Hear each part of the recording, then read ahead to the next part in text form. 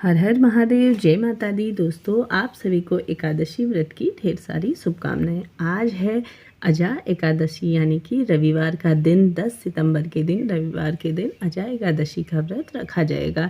जैसा कि माना जाता है, पद्म पुराण के अनुसार इस व्रत को करने वाले से या श्री हरि विष्णु का पूजन करने से वह मनुष्य पूरे जीवन भर सुख तो भोगता ही है, साथ ही साथ अंत में वैकुंठ लोक में अपना स्थान निर्धारित कर लेता है। इस व्रत को करने से अश्वमेध यज्ञ का फल प्राप्त होता है, जैसा कि कन्यादान के बराबर भी इसका फल प्राप्त होता है। तो एकादशी तिथि प्रारंभ हो रही है 9 सितंबर को रात्रि 7:17 से यह प्रारंभ हो जाएगी और 10 सितंबर को रात्रि 9:28 तक यह समाप्त होगी।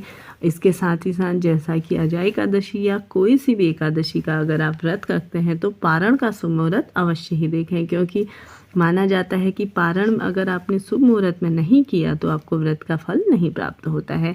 तो अजा एकादशी व्रत का पारण का शुभ मुहूर्त है 11 सितंबर को इसका पारण किया जाएगा। इसका है सुबह 6:04 से यह शुरू है और 8:33 तक यह रहेगा पारण का शुभ मुहूर्त, और द्वादशी तिथि समाप्त होगी रात्रि 11:52 में यह समाप्त होगी। इसके साथ ही अब आप सुनेंगे एकादशी व्रत की कथा। धर्मराज युधिष्ठिर ने भगवान श्री कृष्ण से कहा, हे देवकी नंदन, अब आप मुझे भाद्रपद माह के कृष्ण पक्ष की एकादशी के बारे में बताइए। इसका नाम क्या है, इसको करने का क्या महत्व है और साथ ही साथ इसे करने से कौन सी इच्छा पूर्ण होती है, तो यह आप पूर्ण जानकारी मुझे दीजिए।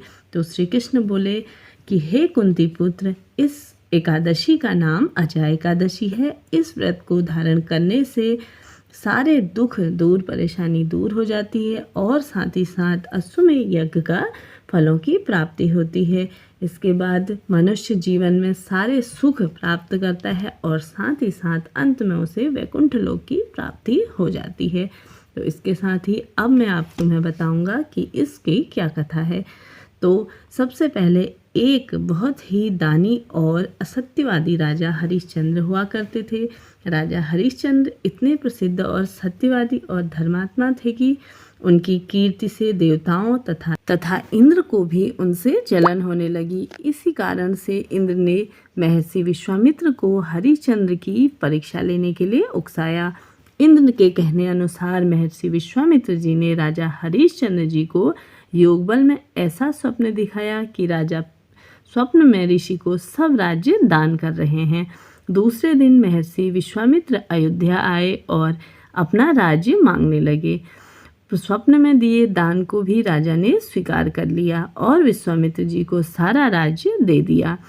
महाराज हरिश्चंद्र पृथ्वी भर में सम्राट थे, उनका पूरा राज्य उन्होंने दान कर दिया। अब दान की हुई भूमि में रहना उचित न समझकर स्त्री तथा पुत्र के साथ वह काशी आ गए, क्योंकि पुराणों में वर्णन है कि काशी भगवान शंकर के त्रिशूल पर बसी है, अतः वह पृथ्वी में होने पर भी पृथ्वी से अलग मानी गई है। अयोध्या में जब राजा हरिश्चंद्र जब चलने लगे तब विश्वामित्र जी ने कहा, जप तप दान आदि बिना दक्षिणा दिए सफल नहीं होती है। तुमने इतना बड़ा राज्य तो दान दे दिया और उसकी दक्षिणा में आप मुझे कुछ नहीं दिया। 1000 सोने की मोहरें और 2 तो राजा के पास तो अब धन नहीं था, तो राज्य दान करने के साथ राजा ने बोला कि सब धन तो मैंने आपको दान में दे दिया है। ऋषि ने दक्षिणा देने के लिए कहा, लेकिन 1 महीने का समय लेकर वह काशी चले गए। उन्होंने कहा कि मुझे 1 महीने का समय दे दीजिए। काशी में उन्होंने अपनी पत्नी रानी सवैया को एक ब्राह्मण के हाथ भेज दिया। राजकुमार रोहित छोटा बालक था। प्रार्थना करने पर ब्राह्मण ने उसे अपनी माता के साथ रहने की आज्ञा दे दी। स्वयं को राजा हरिश्चंद्र ने एक चांडाल के हाथ भेज दिया और इस प्रकार ऋषि विश्वामित्र को 1000 मोहरें दक्षिणा में दे दी। महारानी सवैया अब ब्राह्मण के घर में दासी का काम करने लगी। चांडाल के सेवक होकर राजा हरिश्चंद्र शमशान घाट की चौकीदारी करने लगे। वहाँ जो मुर्दे जलाने के लिए लाए जाते, उनसे लेकर तब तक उन्हें जलाने देने का काम चांडाल ने उन्हें सौंप दिया। एक दिन शमशान भूमि की तरह गौतम ऋषि वहाँ आ गए। ऋषि को प्रणाम किया। गौतम ऋषि ने कहा, किसी पूर्व जन्म के पाप के कारण आपकी यह दशा हुई है। यदि तुम भाद्रपद माह की कृष्ण पक्ष का व्रत करो, जिसे अजा एकादशी का व्रत कहा जाता है, इसे करो और इसकी कथा सुनो, तुम्हारा इस हालत का उद्धार अवश्य हो जाएगा। राजा ने ऋषि की बात मानकर अजा एकादशी व्रत करने लगा। एक दिन राजकुमार रोहित ब्राह्मण की पूजा के लिए फूल चुन रहा था तो उसे सांप ने काट दिया। सांप का विष झटपट फैल गया और रोहित मरकर भूमि पर गिर गया। फिर इसके बाद महारानी रोती बिलखती अपने पुत्र को हाथों में लेकर उसे उठाकर रातों रात शमशान पहुंची। वह पुत्र की देह को जलाने जा रही थी। तभी हरिश्चंद्र वहां आ गए और मरघट का कर मांगने लगे। बेचारी रानी के पास तो पुत्र की देह ढकने के लिए कफन तक के लिए कपड़ा नहीं था। उन्होंने राजा को स्वर में से ही पहचान लिया और गिड़गिड़ा कर कहने लगी, महाराज, जो यह पुत्र मरा है वह तो आप ही का है, पर मेरे पास कर देने के लिए कुछ भी नहीं है। राजा हरिश्चंद्र को बड़ा दुख हुआ, किंतु वह अपने धर्म पर स्थिर बने रहे। उन्होंने कहा, रानी, मैं यहाँ चांडाल का सेवक हूँ। मेरे स्वामी ने मुझे कह रखा है कि बिना कर दिए कोई भी यहाँ पे मुर्दा नहीं जला सकता। मैं अपने धर्म को नहीं छोड़ सकता। तुम मुझे कुछ देकर पुत्र की देह जलाओ। रानी फूट फूट कर रोने लगी और बोली, मेरे पास तो यह एक साड़ी है जिसे मैं पहनी हुई हूँ, आप इसी में से आधा ले लें। और रानी अपनी साड़ी फाड़ने लगी।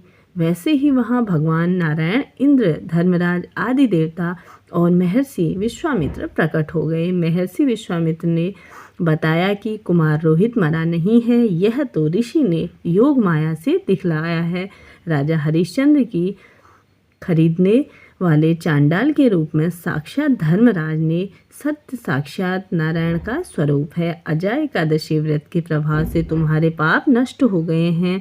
सत्य के प्रभाव से राजा हरिश्चंद्र महारानी के साथ भगवान के धाम में चले गए। महर्षि विश्वामित्र ने राजकुमार रोहित को अयोध्या का राजा बना दिया।